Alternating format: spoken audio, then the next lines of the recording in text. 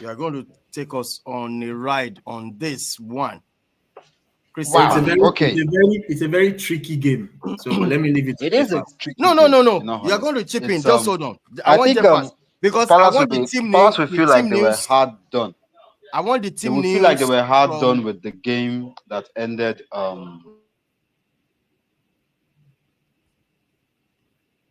Can you hear me? I lost Jeffers. I think we lost Jeffers there. Jeffers, please jump out and jump in again. All right, Irate, you can pick it up.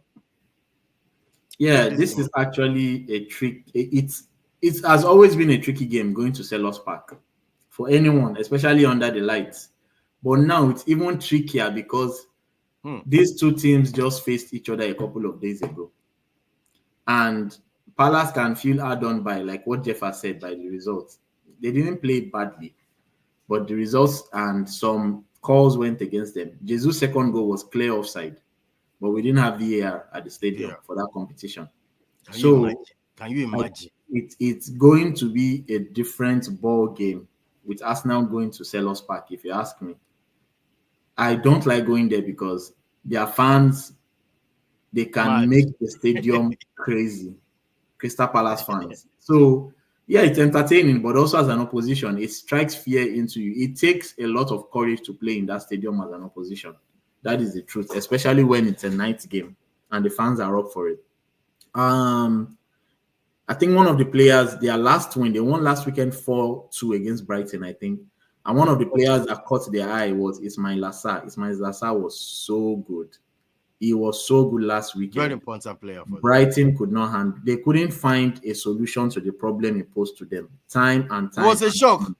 It was a shock. It was a big shock to Brighton. They were beaten at home. They didn't expect it. So, Crystal Palace, when up front, I think we are beginning to see some sort of relationship being built between Eze, Mateta, and Sarr, which can cause your position a lot of problems.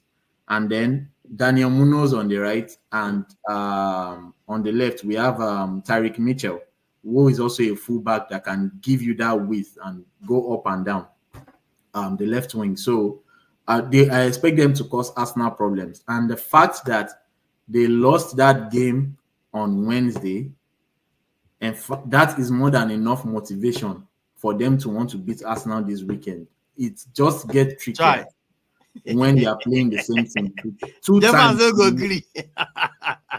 It is more than enough motivation. It's going to be a trap. I'll be honest with you. Wow. It will be a trap. Yes. Why do you say that? The reason why I said is this. If there's one thing you should expect is the fact that you don't expect the same starting lineup to actually play with us. Palace they basically had their first team play Arsenal. Arsenal vested a whole lot of players in that first half and only brought in certain players just to put a spark in the game in the second half.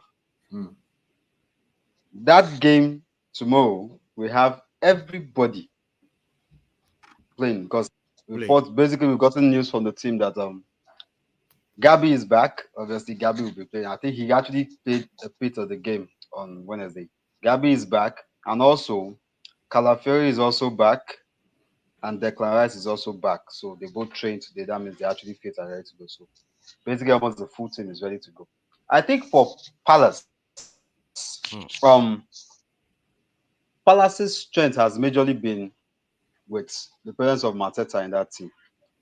Mateta has brought a bit of spark to the team, and also the fact that Eberechi Eze is now having a run of games without injuries or anything whatsoever has also been an advantage to the team.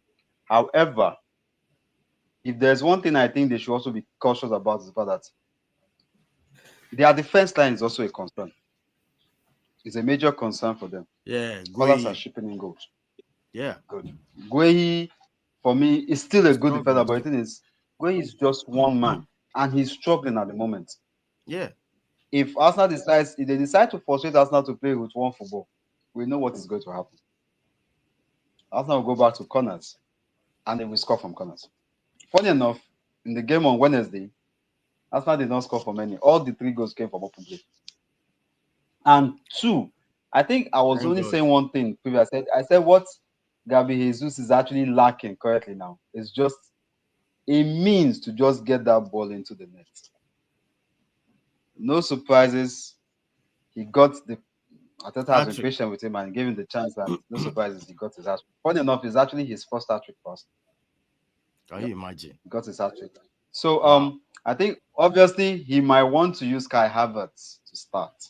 But at least we are now certain of the fact that in case things might decide to go south, he can bring in Jesus. And believe you me, those Palace defenders do not want to see Jesus again because he will find his way in.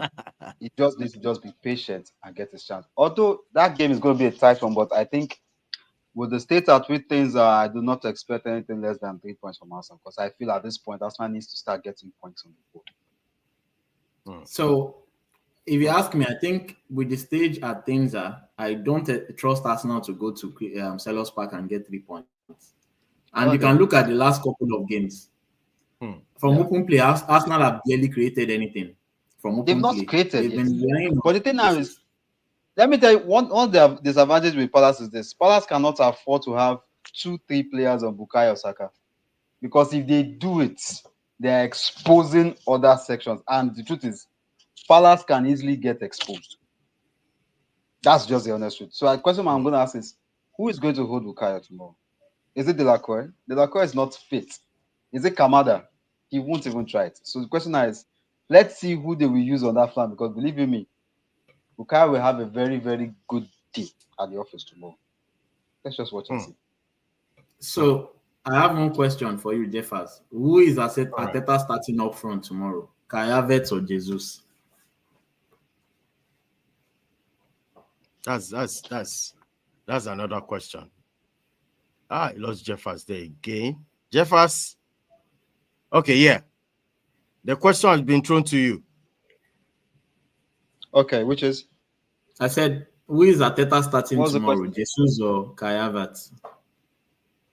Havertz will start tomorrow. Forget. I know the guy could. And don't you feel like Jesus will be asking questions? What more can I do? I just got a hat trick against the same team. The thing is, to be honest with you, I think Jesus' case is Jesus shouldn't be too anxious to get in. He should take his time and gradually deliver when we need him to deliver. Because truth is this, we are getting to the second half of the season. Believe you me, that is the point where I need Jesus to be firing on all cylinders. That's just the truth. Because at that point, you will need every opportunity. We all know how the January transfer window is. January transfer window is not a window that you generally can trust for clubs to actually go a whole lot of spending because everyone is trying to be cautious. And two, the smaller clubs will not want to sell to the big size in January. Why would they want to sell to you in January when they can actually just cash in big time and get even more people actually buying for a player's signature by the end of the summer? So rather than do that, everyone will be cautious. The only players you might be seeing going in January are players who are basically surplus to requirements or players who cannot actually find a way to break into the first team. Those are the players you'll be able to get in January. So everyone will be cautious. So when you have what you've got, you just need to find a way to create a balance to be able to manage the resources you have until the end of the season. So I think that's when I will need him. For now, let him just keep on building his confidence and building on his finishing. But Jeffers, Kai Havertz is struggling. It's obvious. So why don't you take him out of the firing line and put in someone else? Okay. I think the advantage we have in this period is the fact that there are a lot of games. You're talking about 9 games from now to January 5th. Basically. Yes. They are talking about 9 games from now to January 5th. That's a run of games coming up. So it's a run of games. So it's a case of you being able to use one today, use the next one. You have enough time to rotate. And the advantage Arsenal has is that they basically will be playing all their games in London. They're not leaving London at least till January 7th. All the games are in London. So that's the advantage they have. They're closer, they can manage themselves. So I think he will be able to navigate. But to be honest with you, I don't expect any miracle. I expect to see Kai Havertz starting tomorrow. Maybe Jesus might come in the second half. Okay, we did here. We did here. All right, let's go.